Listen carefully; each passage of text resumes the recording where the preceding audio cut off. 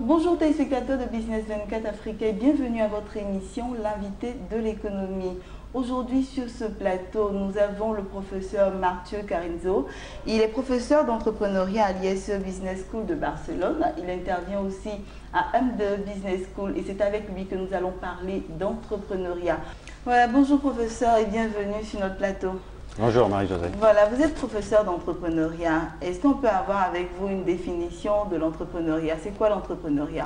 L'entrepreneuriat, c'est le développement de nouveaux projets et de nouvelles opportunités qui apportent de la valeur aux clients, à l'utilisateur final en particulier et en général à la société. Voilà, partons de votre pensée. Qu'est-ce qu'un entrepreneur? Un entrepreneur ou une entrepreneuse, c'est une personne qui est capable d'identifier une opportunité, de la valider et ensuite de structurer une équipe qui va lui permettre de l'apporter à ses clients ou à ses utilisateurs et par là même de créer une entité économique qui va générer des bénéfices pour la société en général, mais aussi pour ses clients, pour lui ou pour elle en tant qu'entrepreneur et aussi pour ses investisseurs. D'accord, aujourd'hui, comment peut-on mesurer la portée de l'entrepreneuriat dans le monde?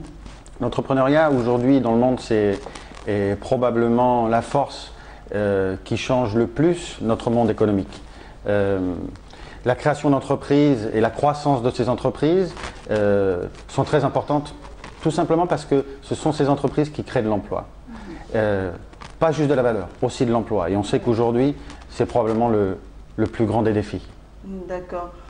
Est-ce qu'il est forcément obligatoire d'avoir un modèle en entrepreneuriat? Je parlais de l'importance du modèle en entrepreneuriat. Je pense qu'il est important que les jeunes entrepreneurs et les moins jeunes entrepreneurs puissent avoir dans chaque environnement et dans chaque société des modèles à suivre. Il faut que les modèles d'entrepreneuriat prennent une place plus importante dans notre société. Qu'on n'ait pas des modèles qui se limitent uniquement je dirais aux gens qui travaillent à la télévision, aux footballeurs et aux acteurs, mais aussi aux entrepreneurs, aux entrepreneuses qui apportent à notre société de nouvelles idées. D'accord. Professeur, dans nos pays, on va parler de l'Afrique que vous connaissez un peu, n'est-ce pas? Voilà. Qu'est-ce que les dirigeants des différents pays africains doivent faire concernant l'entrepreneuriat, par rapport à l'entrepreneuriat? Ils doivent, dans un premier temps, leur donner un maximum de liberté. Les entrepreneurs et les entrepreneuses ont besoin d'un environnement qui soit facile pour eux pour développer de nouvelles idées. On doit pouvoir créer une entreprise rapidement, que ça ne coûte pas une fortune et qu'il y ait un environnement fiscal et un environnement légal qui permettent à un maximum de personnes de créer leur propre entreprise. D'accord. L'apport de l'entrepreneuriat dans le développement des pays africains? Il est primordial. L'entrepreneuriat, ça veut dire la légalité, ça veut dire la liberté, et ça veut dire aussi l'éducation. Donc, l'une des choses importantes qui vont permettre à l'Afrique et à la Côte d'Ivoire de se développer sera le développement de l'entrepreneuriat. J'en suis persuadé. D'accord. Parlons un peu des instruments qu'on peut mettre en place pour mieux, en fait, de mieux promouvoir l'entrepreneuriat. Quelques instruments. Je pense que le premier instrument, c'est la communication. Et c'est le genre de choses qu'on est en train de faire en ce moment, de communiquer sur l'entrepreneuriat, c'est très important. Maintenant, de manière spécifique, qu'est-ce que peut faire le gouvernement? Il peut, faire en sorte qu'on puisse créer une entreprise à un coût très faible, qu'il n'y ait pas 10 démarches à faire pour créer cette entreprise, et ensuite que d'une certaine manière, on pousse le travail formel qui tue l'entrepreneuriat aujourd'hui en Afrique, en particulier en Afrique subsaharienne, c'est la compétition de l'informel. Tant que l'informel sera très fort et très présent, il sera très difficile de développer un mouvement entrepreneuriat efficace. D'accord. On a tendance à voir que les entrepreneurs sont beaucoup freinés dans leur élan par rapport à la question du financement. Quelle est la valeur de l'argent dans l'entrepreneuriat? Je pense que l'argent, c'est pas le premier point important. Le premier point important, c'est d'identifier une opportunité qui ait de la valeur et qui apporte quelque chose à ses clients potentiels. Ensuite, effectivement, il faut développer l'écosystème d'investissement et que de plus en plus de membres de la société civile aussi participent au développement de l'entrepreneuriat. Que chacun puisse financer, aider les entrepreneurs à commencer. Et ensuite, il faudra intégrer dans toute cette réflexion un certain nombre d'outils publics qui puissent participer à cette croissance. Donc il faut que le financement ne se limite pas en général aux grosses entreprises, mais soit aussi adapté aux entreprises plus petites. D'accord. Est-ce que le financement peut empêcher la réussite ou le succès? Le manque de financement. Oui, le manque de financement. Peut empêcher la réussite, bien sûr, bien sûr.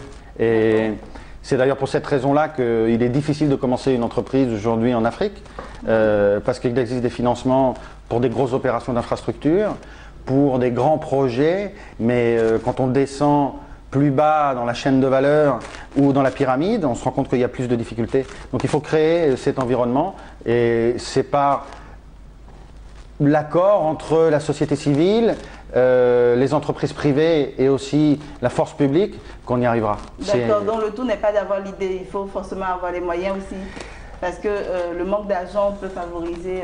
L'idée, ça ne suffit pas. Ça suffit pas. Il faut la structurer en opportunité et ensuite agencer cette opportunité avec une apportation de valeur au client et un financement minimum. D'accord. Mis à part le financement, mis à part l'argent, que faut-il à un entrepreneur pour réussir? Il lui faut 3 choses. Une motivation, parce que entreprendre, ça veut dire travailler très dur, gagner peu d'argent au début, et que cette situation de travailler beaucoup et de gagner peu va durer un certain temps. Donc il faut une motivation très forte, il faut une expérience professionnelle assez développée, c'est-à-dire que ça a probablement plus de sens de créer une entreprise, pas juste en sortant de l'université ou juste après avoir étudié, mais apprendre à travailler, développer des compétences et ensuite lancer un projet dans ce secteur-là. Et si on est motivé et qu'on a l'expérience, si en plus on peut avoir une formation la plus développée possible, qui permet de développer des contacts, de développer la connaissance de différentes langues, probablement on se donnera plus de chances de réussir. D'accord, professeur Mathieu Carinzo, si on vous donne un temps pour pouvoir donner un conseil aux entrepreneurs ou aux futurs entrepreneurs, ce serait lequel? Je pense que le conseil numéro 1, il est de prendre les difficultés et les éventuels échecs dans le processus de création d'une entreprise comme un apprentissage. Peut-être vous n'y arriverez pas au premier coup, peut-être même pas au deuxième, mais c'est la persévérance qui vous permettra de réussir. Voilà, merci professeur d'être passé sur notre plateau. Je vous dis à très bientôt pour une autre émission. Merci beaucoup. Voilà, chers téléspectateurs, c'est ici que nous refermons cette émission. C'était l'invité de l'économie avec le professeur Mathieu Carinzo. Je rappelle qu'il est professeur d'entrepreneuriat à l'IS Business School de Barcelone. Il intervient aussi à M2 Business School. Voilà, et c'est avec lui que nous avions parlé tout à l'heure d'entrepreneuriat. Je vous dis à très bientôt sur la même chaîne Business 24 Africa.